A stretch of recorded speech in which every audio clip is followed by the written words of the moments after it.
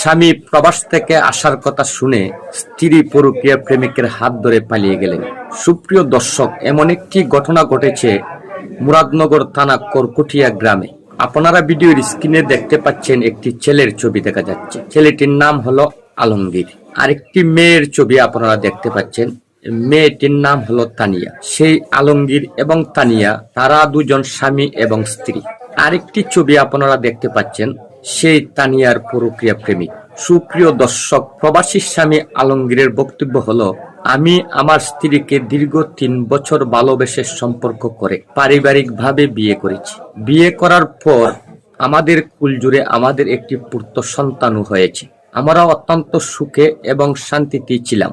আমার স্ত্রীর প্রতি আমার ভালোবাসার কোনো কমতি ছিল না, স্ত্রীরও আমার প্রতি ভালোবাসার কোনো কমতি ছিল না। এক পর্যায়ে স্ত্রী এবং সন্তানের সুখের কথা চিন্তা করে প্রবাসের মাটিতে পাড়ি জমিয়েছিলাম আমি। প্রবাসে যাওয়ার পর প্রথম দিকে স্বামী স্ত্রীর মাঝে সুসম্পর্ক ছিল, কিন্তু দুঃখের বিষয় কিছুদিন পর থেকেই আমার স্ত্রীর চলাফেরা আমার কাছে তেমন একটি সুবিধাজনক ছিল না। আমার স্ত্রী প্রায় সময়ে বাবার বাড়ির কথা বলে বাবার বাড়িতে যেতেন। রাত্র 10টা 11টার দিকে বাড়িতে ফিরতেন। প্রায় সময় সন্তানকে রেখে ডক্টর দেখাবে বলে ডক্টরের কাছে যেতেন। ডক্টরের কাছে গিয়ে রাত 10টা 11টার সময় বাড়িতে ফিরতেন। তখন আমি প্রশ্ন করলে বিভিন্নভাবে আমাকে বোঝানোর চেষ্টা করেছে। ইদানিং আমি প্রবাস থেকে বাড়িতে ফিরব, আমার স্ত্রী তানিয়া শুনে তার পরকীয়া প্রেমিকের হাত ধরে পালিয়ে গিয়েছে। আমি আর বাড়িতে এসে আমার স্ত্রীকে পাইনি। তখন আমি আমার শ্বশুর বাড়িতে গেলাম নেতৃস্থানীয় কিছু লোক এবং ময়মুরব্বিয়ান নিয়ে।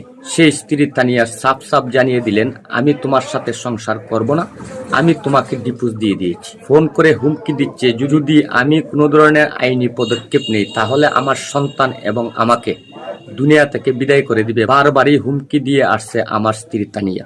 সেই প্রবাসী আলমগীর আরও জানান, আমার 11 বছরের সঞ্চয় সবকিছু নিয়ে পরকীয়া প্রেমিকের হাত ধরে পালিয়ে গিয়েছে, আমাকে পথে বসিয়ে দিয়ে গিয়েছে।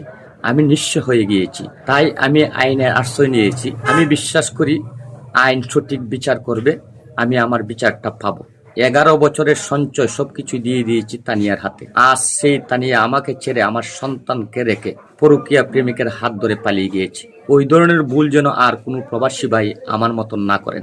তাই সুপ্রিয় দর্শক, একজন স্ত্রীকে কতটুকু বিশ্বাস করলে এবং কতটুকু ভালোবাসা থাকলে 11 বছরের সঞ্চয় দিয়ে দিতে পারে স্ত্রীর হাতে, আর সেই ভালোবাসার স্ত্রী সেই স্বামীকে ঠকিয়ে আজ পরকীয়া প্রেমিকের হাত ধরে পালিয়ে গিয়েছে। আপনাদের মূল্যবান মতামতটি কমেন্ট বক্সের মাধ্যমে জানাবেন।